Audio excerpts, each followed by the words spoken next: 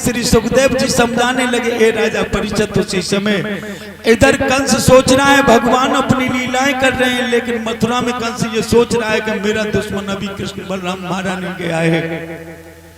अपनी गद्दी पर वो कंस बैठा हुआ है। देवर्षि नारद पहुंच जाते हैं प्यारे भगवत प्रेमियों कंस की कचहरी में, और कंस बड़ा मलिन है। ऋषि नारद ने पूछा, कंस ये बताओ तुम्हारे हल क्या है? भोजराज कंस कहने लगा है, देवर्षि नारद हमारा मन तो इसलिए उदास है कि जब तक वो कृष्ण और बलराम नाम के दोनों छोरे नहीं मारे जाएंगे तब तक मैं चैन से सो नहीं सकता, खा नहीं सकता, पी नहीं सकता। मुझे सब कुछ हराम है जब तक वो दोनों कृष्ण और बलराम नहीं मारे जाएंगे। बोले उन्हें मारने में क्या तुमने सारे राजाओं को जीता है, और कृष्ण बलराम को जीतने में देवर्षि नारद ने कहा क्या तुम्हें तकलीफ कोई हो रही है? अरे तुम मथुरा में हो, वो वृंदावन में है, आप क्यों नहीं जा सकते? वहां तक चले जाओ। लेकिन कंस नहीं जा सकता था क्योंकि कंस को श्राप लगा हुआ था। कंस ने बड़े बड़े बलवानों से युद्ध किया, लेकिन कृष्ण के पास वृंदावन में गोकुल बरसाने में क्यों नहीं जाता था? क्योंकि कंस को श्राप लगा हुआ था राधा रानी का। राधा ने श्राप दे दिया था इस कंस को। एक बार सभी सखियों के साथ में राधा रानी यमुना स्नान करने गई, और ये कंस जो था ये कन्याओं का हरण करता था। झाड़ी में छुप छुप करके देख रहा था कन्याएं निर्वस्त्र स्नान कर रही हैं। झाड़ी में से एकदम निकला है, उन गोपियों को पकड़ने के लिए यमुना में कूद गया। प्यारे भगवत प्रेमी सारी गोपी घबरा गई, और जैसे ही एकदम से भाजा गोपियों की तरफ, उनके हाथ में कुछ नहीं था। राधा ने एकदम यमुना में से जल लेकर सीधा उसके मुंह पे मारा, और वो कंस था वो मर्द से औरत बन जाता है। बोलिए गोविंद भगवान की। एकदम जैसे वो कंस मर्द से औरत बना, और लाकर के उस कंस को हाथ पकड़ो के चल। प्यारे भगवत प्रेमी उसी समय कंस को राधा पकड़ना ही सीधो गोकुल वृंदावन होते हुई परसाने में लेकर के राधा पहुंची। उस कंस का हाथ पकड़ करके औरत बना दिया उस कंस को।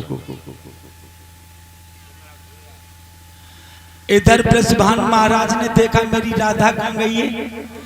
ब्रजभान महाराज ने जब देखा अपने गोपियों के साथ सखियों की आ रही है राधा, लेकिन एक ये बड़ी लंबी चौड़ी औरत कौन आ रही है इसके साथ में?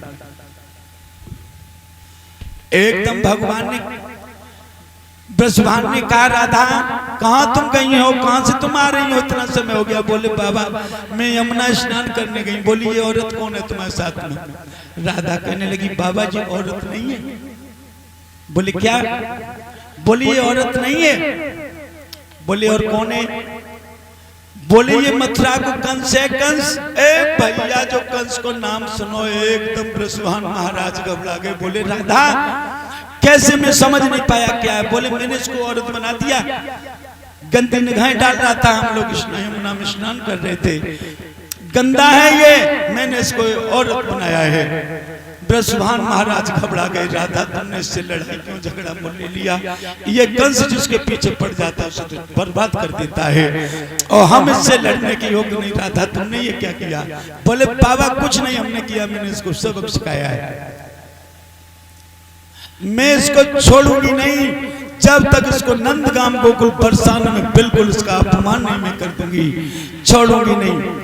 प्यारे भगवत प्रेमियों कंस समझ गया कि अब राधा क्रोधित है, अब मैं कैसे जाऊं। सो ये एकदम हाथ जोड़ने लगा कंस, ए राधा मैंने समझ नहीं पाया, मुझसे भूल हो गई, मुझे आज आप छोड़ दीजिए और हमें जाने दीजिए, मुझे बेइज्जत मत कीजिए। राधा राधा रानी ने कह दिया है कि शर्त पर मैं तुझे छोड़ूंगी, आज के बाद तू नंदगाम गोकुल बरसाने तक आंख उठा करके इधर चला मत आना, धोखे से भी तू आ गया तो तू चल करके मर जाएगा, तेरी मृत्यु हो जाएगी, मैं तुझे श्राप देती हूँ। और राधा ने उसे छोड़ दिया। प्यारे भक्त वो चला जाता है।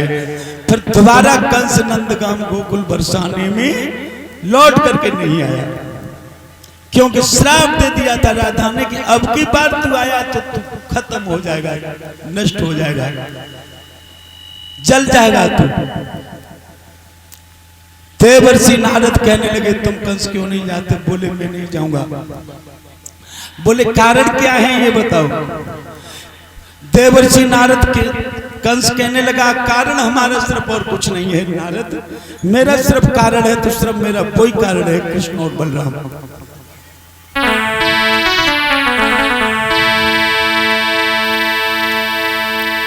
कि बाबा नंद के तो छोरे बलराम कृष्ण कहलाते हैं, और वो ही कालू हमारे ही ऐसा ज्योतिषी बताते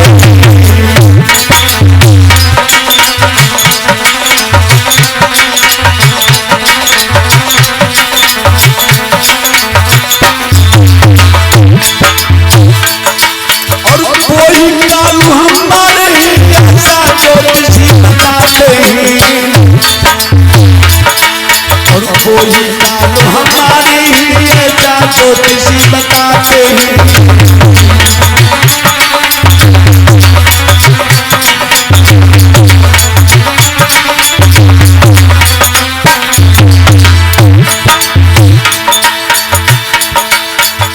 एकदम जब कंस ने कहा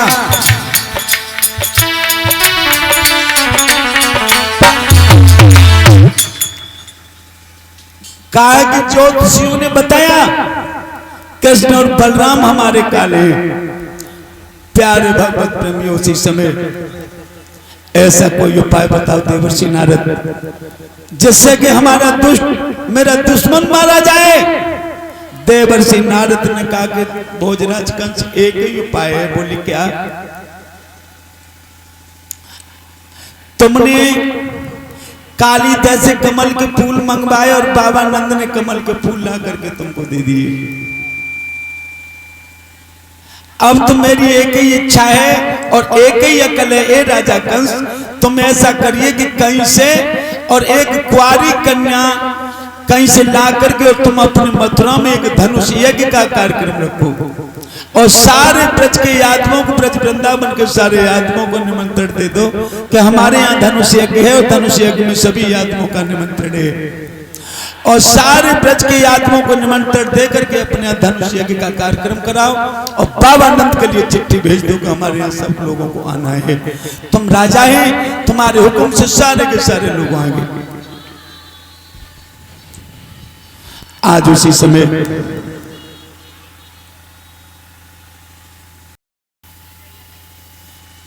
कंस जो था, प्यारे भगवत प्रेमियों, उसी समय जब देवर्षि नारद ने कहा, एकदम कंस उसी समय एकदम चिट्ठी लिखने के लिए तैयार हो जाता है बाबा नंद के यहाँ लिए। प्यारे भगवत प्रेमियों, अक्रूर को बगल में बुलाया, अक्रूर को खड़ा किया।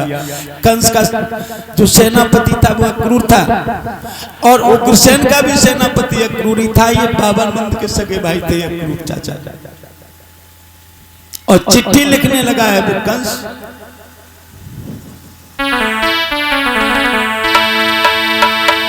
अरे सिद्ध श्री सब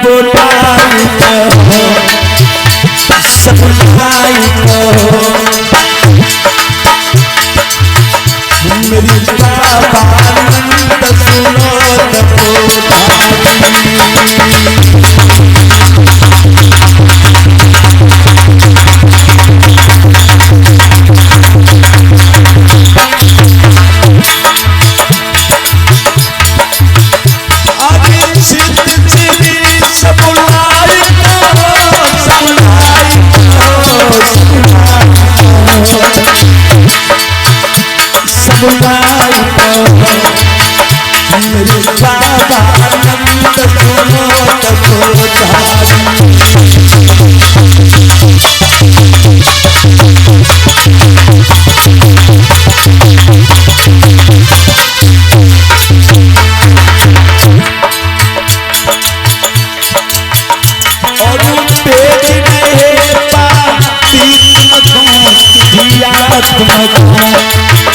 बड़े पत्र न करियो अवारी।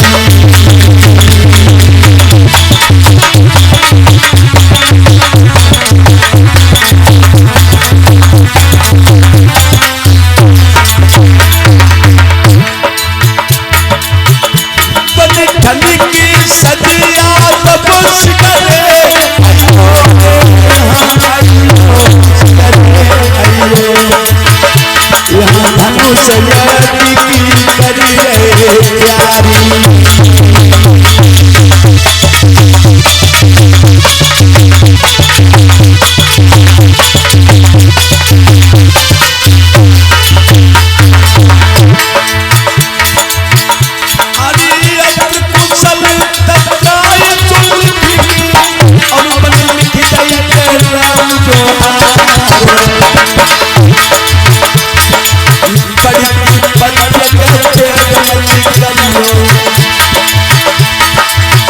बदन साफ रे साफ कहीं जाए।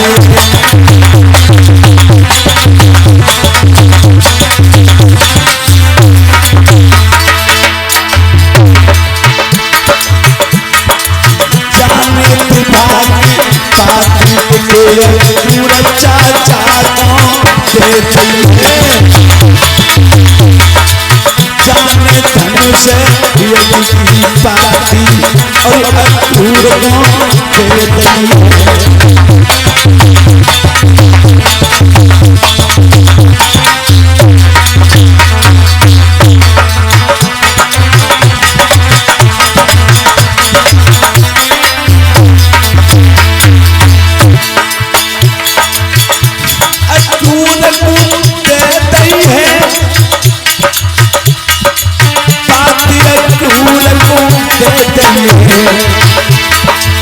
जाने धनुष ये पाती चाचा जी को दे दिए।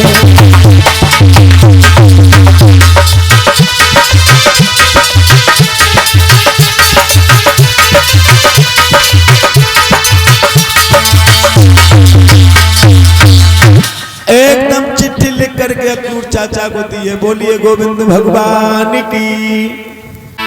कि पबने यादव तुम तोरे के फरियो पीरन फूलो।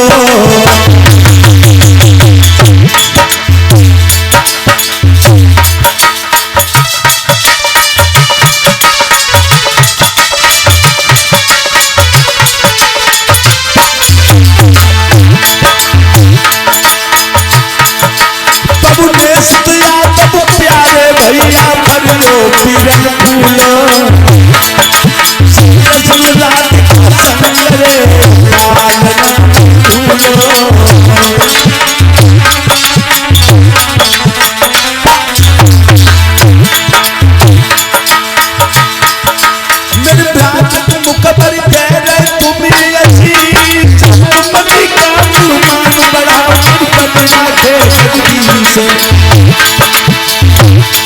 अरे सुरत कर भजनिया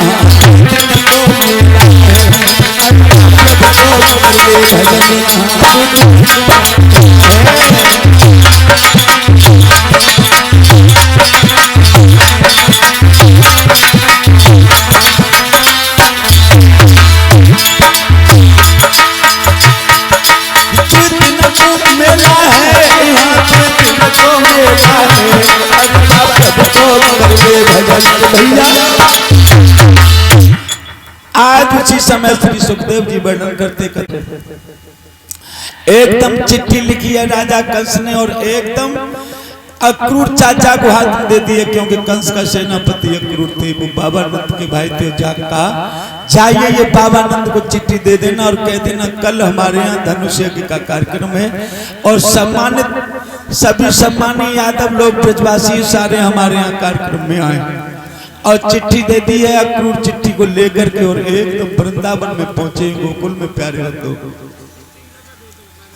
मालूम पड़ा है एकदम बाबानंद को कि मेरे भैया मथुरा से अक्रूर आए। यशोदा मैया को मालूम पड़ी मेरे देवर अक्रूर आए।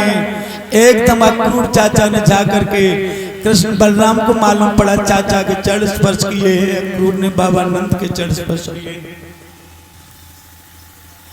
आज उसी समय जैसे ही अक्रूर पहुंचे हैं बाबानंद के आंगन में, प्यारे भक्तों अपने भैया का बड़ा सम्मान किया, बड़े प्रसन्न हुए अक्रूर चाचा।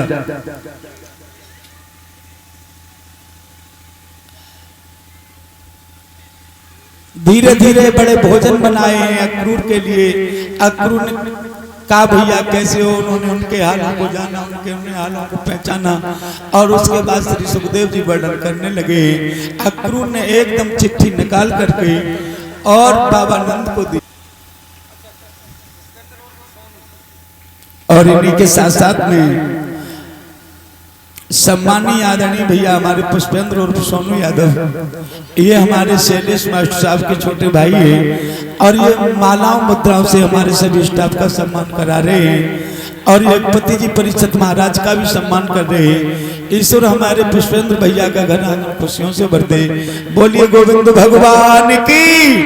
आज श्री सुखदेव जी कथा में समझाने लगे कि ए राजा परिषद,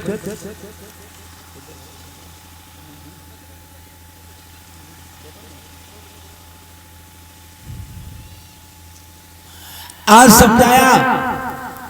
अक्रूर चाचा ने चिट्ठी लेकर के बाबा नंद को दे दी और कह दिया भैया ये भोजराज कंस ने आपके लिए चिट्ठी भेजी है। बोले क्या है इसमें?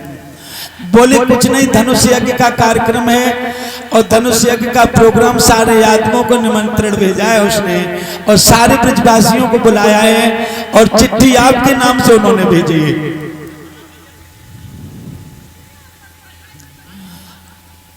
आज उसी समय सारी रात अक्रूर बाबा नंद के यहाँ रहे, सारा वार्तालाप हो रहा और सुबह के जैसे 4 बजे तैसे ये अक्रूर चाचा यमुना नदी का स्नान करने के लिए गए। कृष्ण बलराम साथ में गए और कृष्ण बलराम जब साथ में गए प्यारे भगवत प्रेमियों, तो यमुना का स्नान किया। उस समय सूर्य को ध्यान किया है अक्रूर चाचा ने और कृष्ण बलराम के चरण स्पर्श किए हैं। कभी कृष्ण बलराम चाचा अक्रूर के चरण स्पर्श करते हैं तो कभी अक्रूर चाचा कृष्ण बलराम के चरण स्पर्श करते हैं। ये नाटक यशोदा मैया बाबा नंद को दिखाते हैं। श्री सुखदेव जी वर्णन करते कथा में समझाने लगे कि बाबा की नजर में कृष्ण पुत्र है, ब्रह्म नहीं है, और अक्रूर चाचा की नजर में कृष्ण पुत्र नहीं ब्रह्म है, इसलिए वो ब्रह्म के चरण स्पर्श कर रहे हैं और ब्रह्म चाचा के स्पर्श कर रहे हैं। बोलिए गोविंद भगवान की जय हो।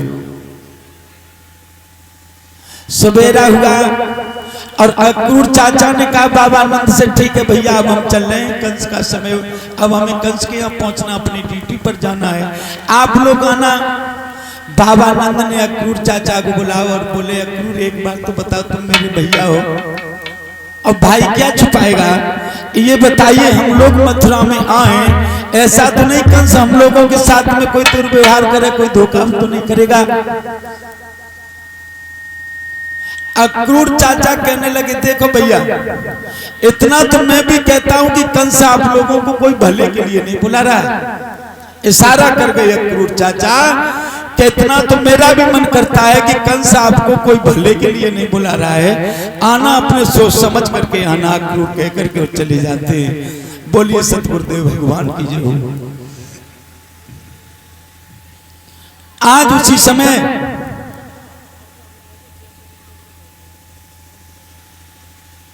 अक्रूर चले गए इधर बाबा नंद ने और रथ तैयार करे हैं सारे यादव ब्रजवासी वृंदावन के, एक एक रथ में 4-4 बालक तैयार हो गए जाने के लिए। बोले कंस का पत्राया जाएंगे जरूर। और जब चले हैं भगवत प्रेमियों उसी समय सारे ब्रजवासी एकत्रित हो गए बाबा नंद के साथ जाने के लिए, रथ तैयार हो गए मथुरा के लिए। सभी सखाएं मनसुख दादा आए। मनसुख दादा ने देखो चारों तरफ सब लोग ब्रज के दिखाई दे रहे हैं वृंदावन के, पर कृष्ण बलराम नहीं दिखाई दे रहे। वो कहाँ है, कौन कौन जा रहा है? जानकारी ली मनसुख दादा ने, बाबा नंद को पूछी बाबा एक बार हमें ये बताओ कौन कौन जा रहे हो मथुरा में? बाबा बोले सब लोग जा रहे हैं। बोले कृष्ण बलराम जा रहे हैं? बोले कृष्ण बलराम नहीं जाएंगे। बोले क्यों नहीं जाएंगे? बोले वो पत्र भी है, कुछ भी कर सकते हैं वहां पर, वो पत्र भी है, हमारे से बालकों को नहीं ले जाएंगे। क्यों?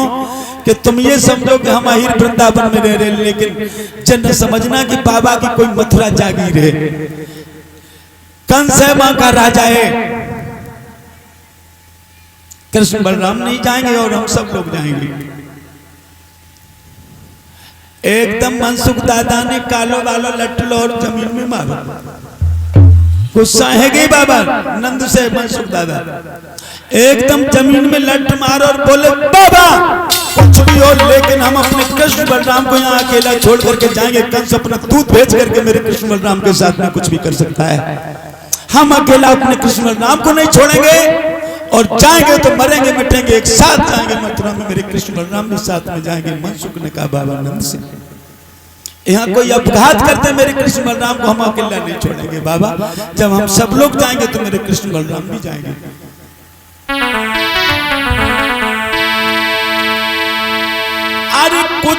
हो कैसा भी गुजरे, जाऊंगा नीलबा करके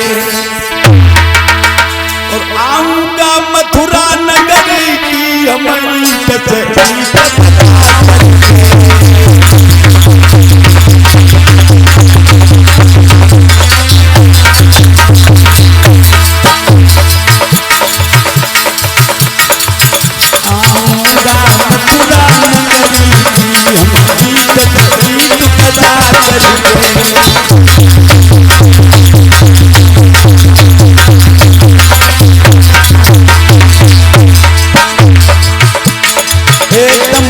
दादा क्रोध में भय बाबा मन से कहने लगे बाबा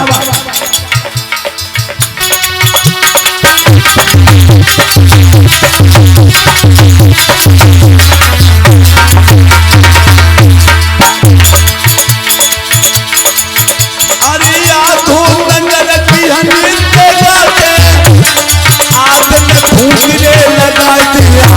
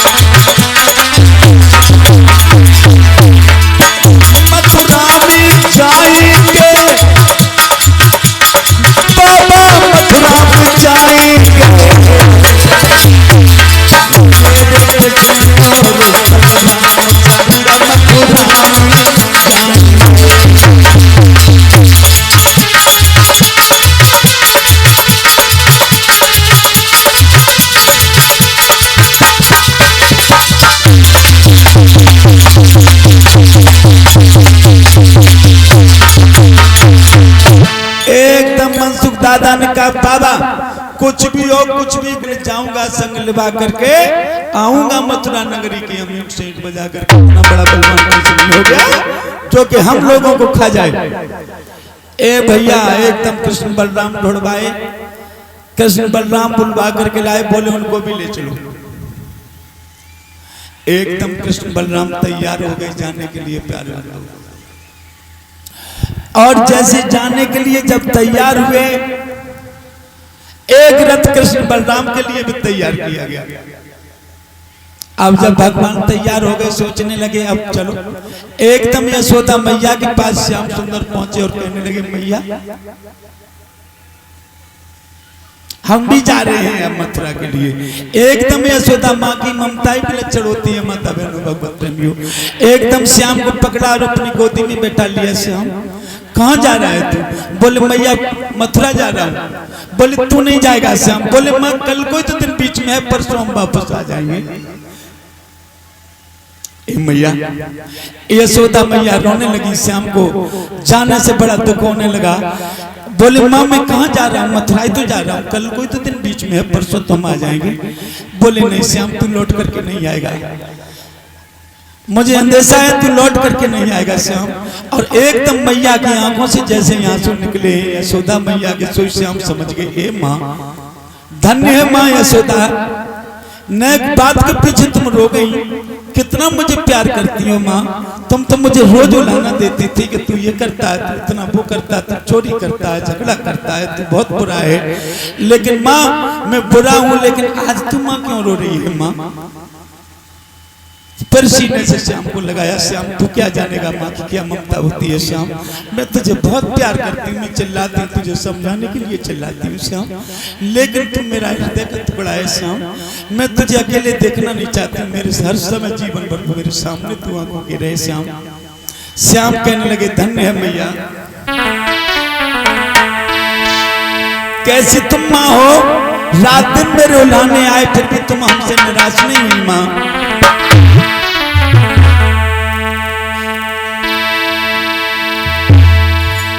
दिन रात बिराने उलाने सहे तो नाई ने कने फुरता तारी, कितने उलाने मेरे मैया आए लेकिन मेरी माँ कभी हमसे नाराज ही नहीं है। यशोदा भाई मैंने कितने उपद्रव करे मैया, धन्य ऐसी माँ होनी चाहिए। प्रश्न करने लगे मैया के 7 जन्म धरि नाय मिले मोसो लड़का तुम सी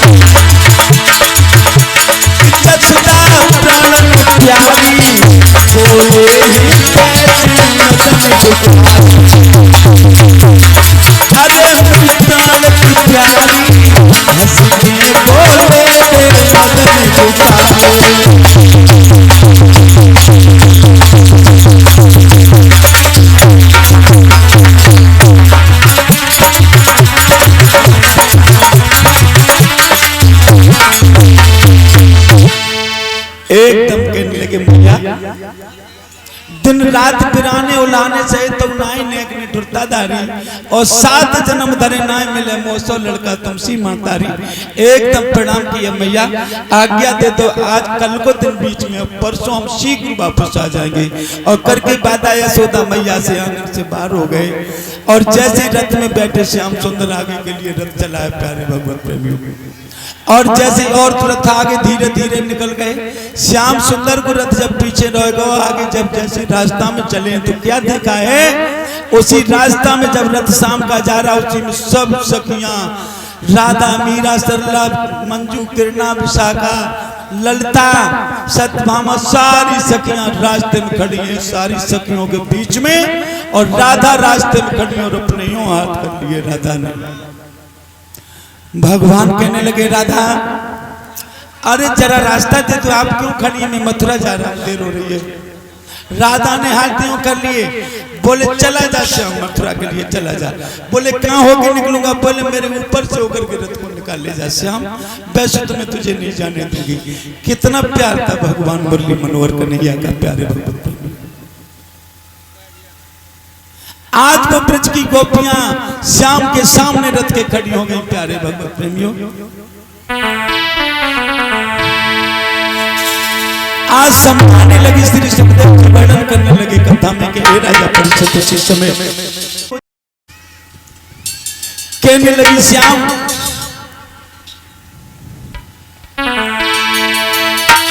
लानी उनकी कहा कहीं जो प्रेम विरह की मारी, और रथ के सामने खड़ी भई रोए गई जुबान।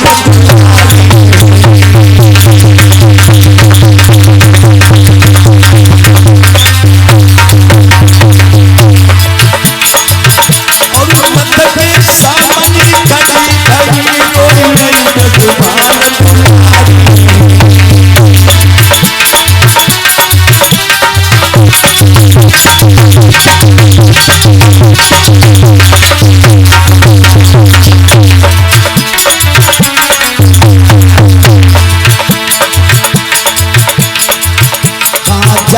रहो घनश्याम घनश्याम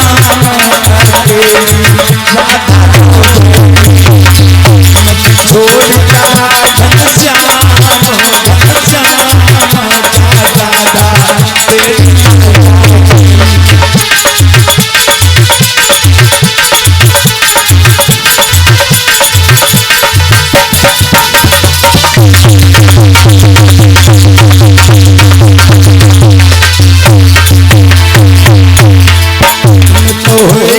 सब बदनाम बदनाम जागो दादा मर जाएगी छोड़ रे घनश्याम घनश्याम जागो दादा मर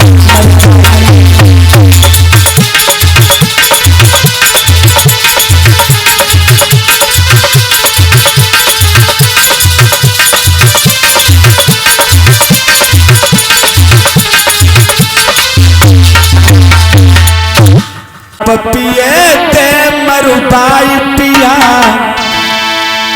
के जा पिए ते मरुबाई पिया पपिया ने बादर पारे जा पिया ने मरुबाई पिया पपिया ने बादर पारे जा पिए ते मरुबाई पिया पपिया ने बादर पारे जय पिया क्यों आए पिया पपिया ने पारे जय पपिया क्यों आए पिया पपिया ने पारे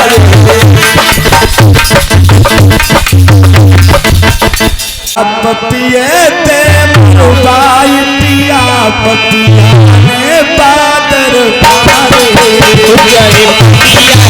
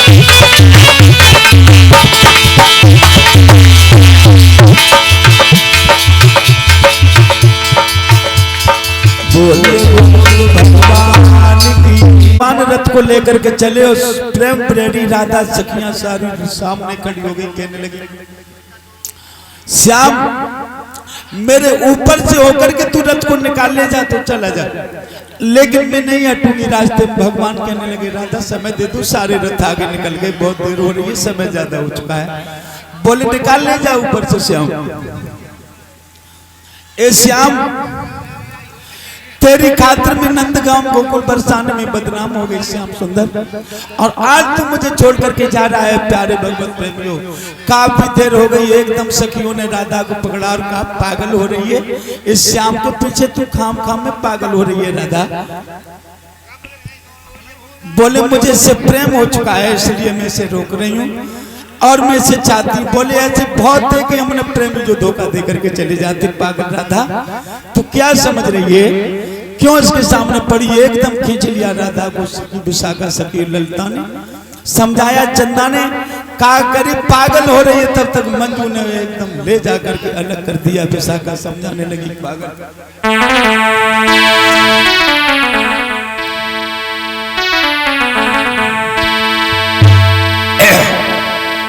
का देख पागल हो रही है राधा, तुझे मालूम होना चाहिए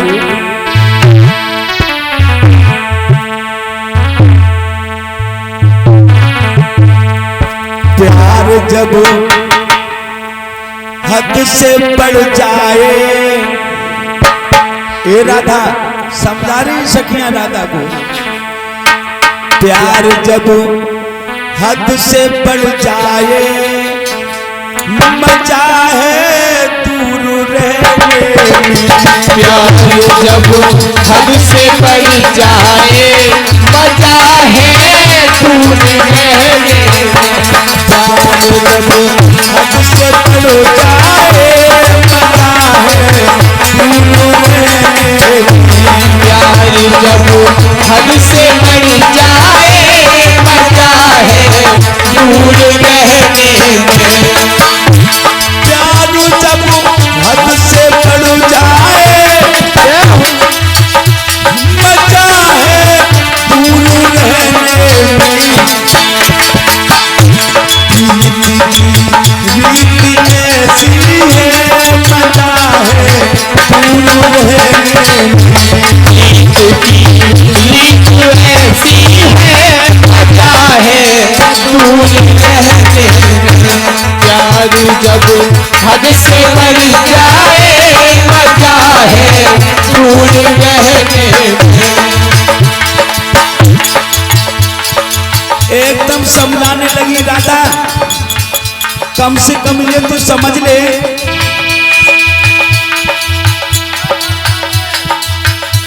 समा में फिल्म चलती है। समा में फिल्म चलती है।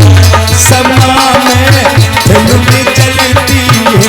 समा में फिल्म चलती है।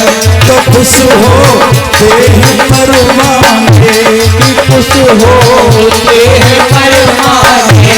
समा में फिल्म चलती है तो खुश हो देह परवाने। पास मत जाना मजा है दूर रहने में। पास मत जाना मजा है दूर रहने में।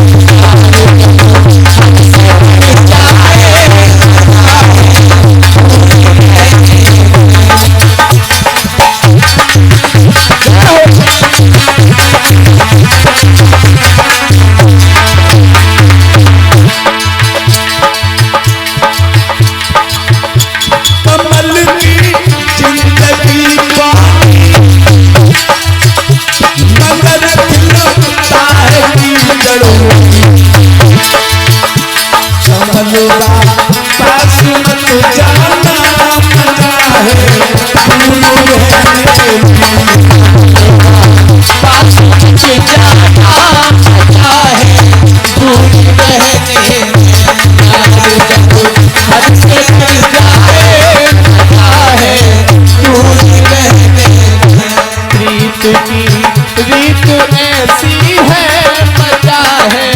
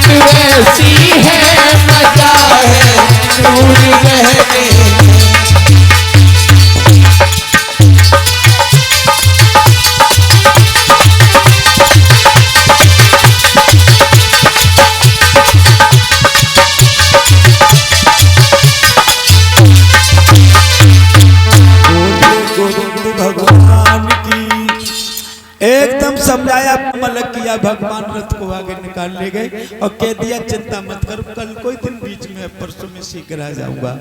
जिस किसी से भगवान के तो जाए के केवल कल को दिन बीच में और परसों हम शीघ्र आ जाएंगे। प्यारे भगवत प्रेमियों श्री सुखदेव जी वर्णन करने लगे, आगे जब ले गए और रथ चला गया, लेकिन वो प्रेणी राधा सभी सखियां प्रेम भगवान का वहां पर खड़ा खड़ा रोता रहा, इंतजार करता रहा, उन रथों को देखता रहा कि रथ श्याम का आगे चला गया, जो लौट करके आएगा कि नहीं आएगा। और राधा के मुंह से ये निकला, प्यारे भगवत प्रेमियों, अरे लैना गयो बेईमान बाबेरी, लैना गयो, लैना गयो बेईमान बाबेरी, लैना गयो,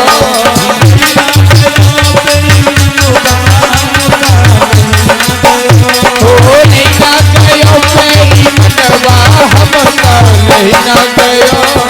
4 महीना आए गर्मी के, 4 महीना आए गर्मी के, 4 महीना आए गर्मी के, 4 महीना आए गर्मी के, मेरो तप तप तुए सस बाबेरी, लैना गयो,